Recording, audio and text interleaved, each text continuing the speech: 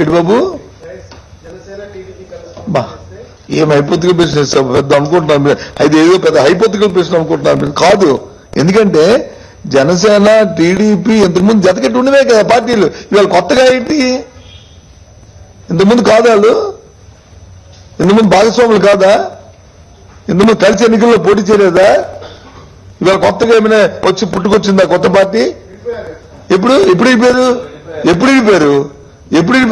మీ టీవీల దగ్గర 2 మైకుల దగ్గరనా? ఎక్కడ వెళ్ళిపోయారు? మరి వెళ్ళిపోతే చంద్రబాబు నాయుడు గారు మరి మాటలేంటి?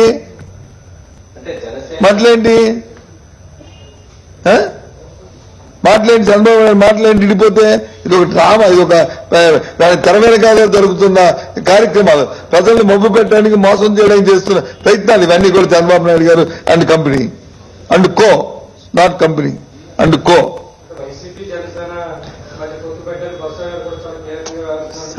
రాజకీయ ఊహలు జంటాలు బోళ్ళు ఉంటాయి రాజకీయ పార్టీల్లో, కానీ వాస్తవాలు వేరేగా ఉంటాయి.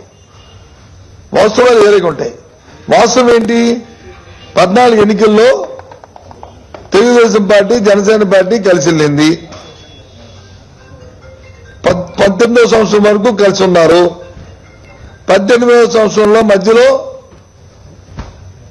వాళ్ళు జరిగిన ఒడంబడిక ప్రకారం ఒక పార్టీ బయటకు వచ్చి రెండో పార్టీ మీద విమర్శలు చేసింది. మళ్ళీ 18వ సంవత్సరం ఆఖరిలో మళ్ళీ రెండో పార్టీ కలిసి ఉంటే తప్పేటని అన్నది. ఇవన్నీ కూడా జరుగుతున్న వాస్తవాలు. ఇవి మీరు అడుగుతున్న వచ్చి ఓవల కంటే వాస్తవాలు ముఖ్యం. దేన్ని మనం తీసుకుంటాం? వాస్తవాన్ని కంటికి కనిపిస్తుంది వాస్తవం, చెవికి కనిపిస్తుంది వాస్తవం, అది దేన్ని తీసుకోవాలి కదా.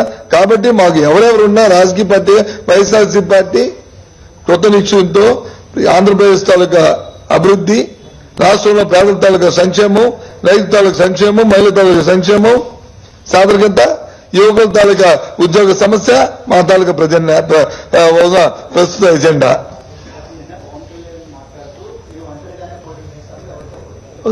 అదే ఆయన రాజకీయ ఆయన విధానం అది అని ఆయన చెప్పడానికి ప్రయత్నం చేశారు. కానీ ఆయన మిత్రుడు మాత్రం కాదు, ఉంటే తప్పేటని ఆయన అంటున్నాడు. అది వాళ్ళు తేల్చుకోవాలి. మాకేమి సంబంధం లేదు.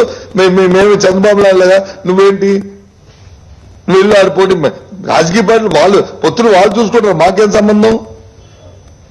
చంద్రబాబు నాయుడుకి ఎందుకు కావాలి? ఎవరెవరిని పొత్తులు చేయాలా, ఎవరెవరిని కలపాలా, ఎవరెవరిని మెడగొట్టాలా, ఎవరెవరితో బ్యాక్గ్రౌండ్ మ్యూజిక్ ఇవ్వాలా అనేది ఆయన చూసుకుంటారు.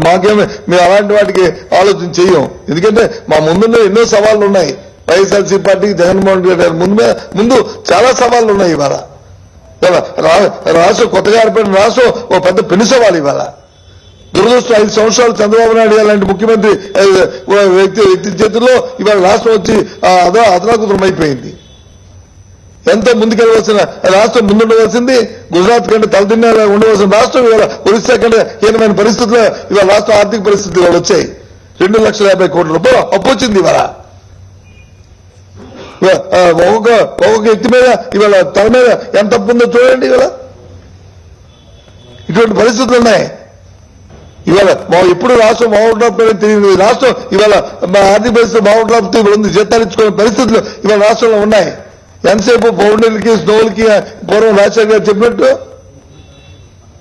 విదేశీ యాత్రలకి ఈ సోకులకి ఇవాళ డబ్బంతా కూడా ఖర్చు పెడుతున్నారు. ఇవాళ ఎక్కడా కూడా గొంగ అక్కడే ఉంది, ఎక్కడ రాయేస్తే అక్కడే ఉంది. ఇవాళ అది వాస్తవాలు. ఇవేమి ఏదో కడుపుమడతో మేము చెప్తున్న మాటలు కాదు ఇవి.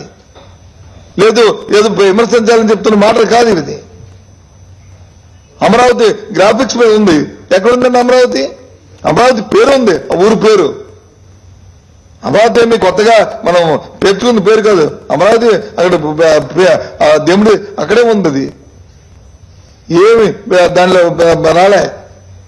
టెంపరీ కోసం 2,000 రూపాయలు స్క్వేర్ ఫీట్కి ఇవ్వాల్సింది 10,000 రూపాయలు ఇచ్చి దోచుకుతున్నారు రాష్ట్రాన్ని. ఏదైనా బాగుపడిందంటే ఒక సామాజిక వర్గం, ఒక పార్టీకి సంబంధించిన వ్యక్తులు, చంద్రబాబు నాయుడు గారు తొత్తులు వాళ్ళు సంపాదించుకుని బాగుపడ్డారు తప్ప రాష్ట్రంలో పేదవాడికి ఏం న్యాయం జరగలే. చాలా దురదృష్టకరం. ఇటువంటివి మా ముందున్నాయి సవాళ్ళు, ఇటువంటి ఉన్నాయి జగన్మోహన్ రెడ్డి గారి ముందు ఇవాళ ఉన్న పెళ్లి వాటి కోసం మేము ఆలోచన చేస్తూ దాని గురించి ఆలోచన చేస్తూ సుదీర్ఘమైన పాదయాత్ర చేసి ప్రజల కష్టాన్ని నష్టాన్ని తెలుసుకుని వాళ్ళకి భరోసా ఇచ్చి ఓదార్చి రేపు రాబోయే ఎన్నికల్లో అవన్నీ కూడా చూసి చేయడానికి ఇవాళ ప్రయత్నాలు జరుగుతున్నాయి. Okay, thank you.